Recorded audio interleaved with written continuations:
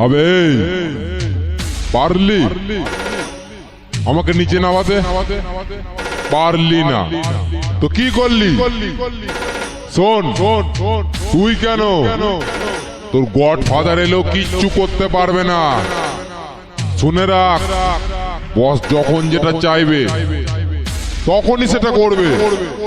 কোনো মাইকেলাল এখনো পর্যন্ত জন্ম নেয়নি যে আমাকে আটকায়। থাকলে আয়।